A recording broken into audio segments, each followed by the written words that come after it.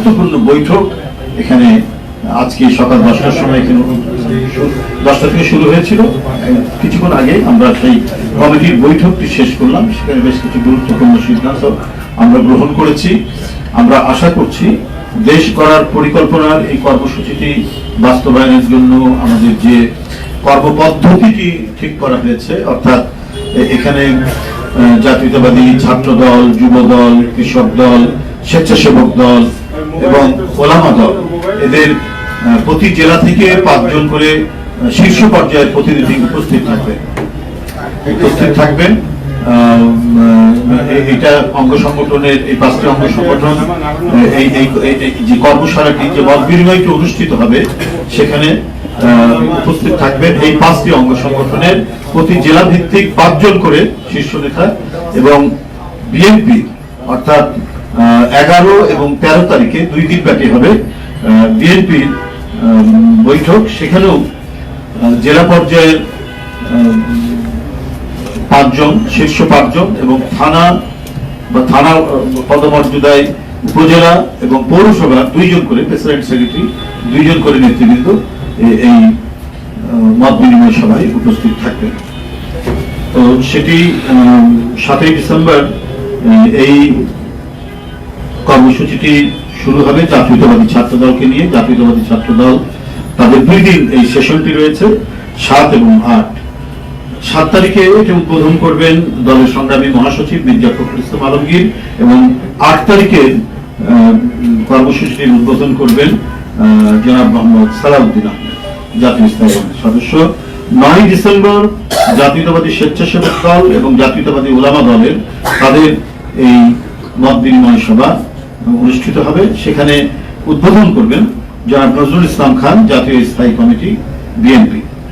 এর পরের দিন 10ই ডিসেম্বর বাংলাদেশ জাতীয়তাবাদী যুব দল এবং বাংলাদেশ জাতীয়তাবাদী কৃষক দল যৌথভাবে তাদের সেশনটি শুরু হবে। তাদের এই মত বিনিময় সভা শুরু হবে। সেটি উদ্বোধন করবেন জনাব মির্জা আব্বাস, জাতীয় স্থায়ী কমিটির সদস্য। 11ই ডিসেম্বর রোজ বৃহস্পতিবার বাংলাদেশ জাতীয়তাবাদী দল বিএনপি, এটা বিএনপি এই মত বিনিময় সভা, যেটি আমি বলেছি কারা কারা উপস্থিত থাকবেন, এটি উদ্বোধন করবেন পার্টির মহাসচিব মির্জা ফখরুল ইসলাম আলমগীর। এই বিএনপির যে সেশনটি, এটা 2 দিনের সেশন, 11 এবং 13 ডিসেম্বর বাংলাদেশ জাতীয়তাবাদী দল বিএনপি যে সেশনটি শুরু হবে, মত বিনিময় সভা যেটি শুরু হবে, সেটি উদ্বোধন করবেন আমির খসরু মাহমুদ চৌধুরী, তিনি জাতীয় স্থায়ী কমিটির সদস্য। আর প্রত্যেকটি সেশনে প্রধান অতিথি হিসাবে উপস্থিত থাকবেন দলের সম্মানিত ভারপ্রাপ্ত চেয়ারম্যান জনাব তারেক রহমান। প্রত্যেকটি সেশনে উপস্থিত থাকবেন প্রধান অতিথি হিসাবে ভারপ্রাপ্ত চেয়ারম্যান জনাব তারেক রহমান এবং সেশনগুলি সভাপতিত্ব করব আমি নিজে। যাই হোক, মোটামুটি ভাবে এগুলো নিয়েই আজকে বিশদ আলোচনা হয়েছে এবং আমাদের গুরুত্বপূর্ণ নেতৃবৃন্দ তারা পর্যন্ত তার জন্য দোয়া করছে, আল্লাহ যেন তাকে দ্রুত আরোগ্য করেন, দ্রুত সুস্থতা দান করেন, যাতে তিনি আবারও জনগণের মধ্যে ফিরে আসতে পারেন, তার দেশের মানুষের কাছ থেকে এসে তিনি যাতে তার রাজনৈতিক কর্মকাণ্ড এবং জাতির অভিভাবক হিসাবে জাতির নেতৃত্ব দিতে পারেন। এটাই আজকে তৃণমূল থেকে সারা জাতির প্রত্যাশা এবং আন্তর্জাতিক সম্প্রদায়ও উদ্বিগ্ন এবং উৎকণ্ঠার সাথে তার শুশ্রূষা এবং তার যে সুস্থতা সেটা কামনা করছেন, যদি দ্রুতই তিনি সেরে ওঠেন।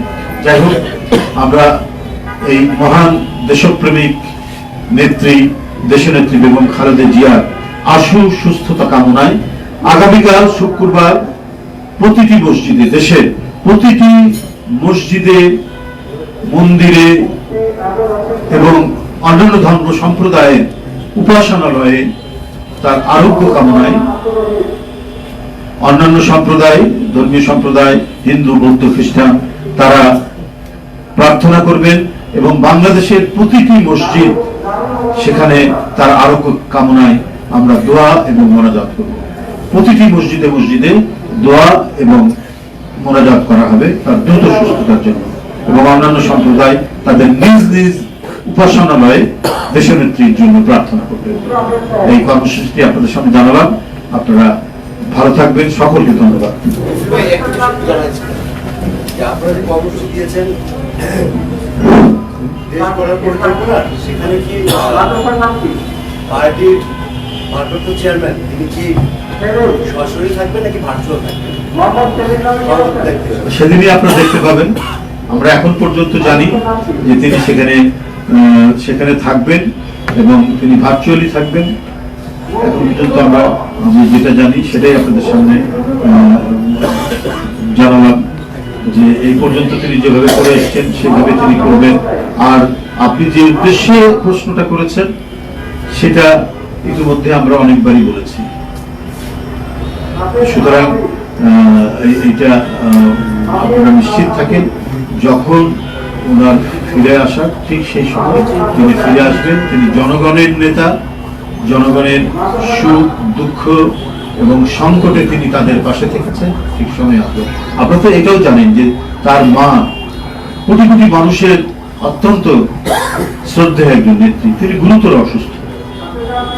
তো তার চিকিৎসা নিয়ে তিনি তো উদ্বিগ্ন।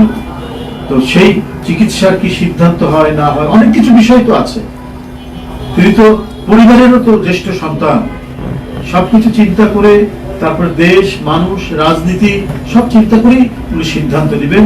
সেটা এদেশের মানুষের পক্ষে, জনগণের পক্ষে, দেশনেত্রীকে সুস্থতার জন্য তিনি খুবই সুচিন্তিত সিদ্ধান্ত নিয়ে তিনি কাজ করবেন।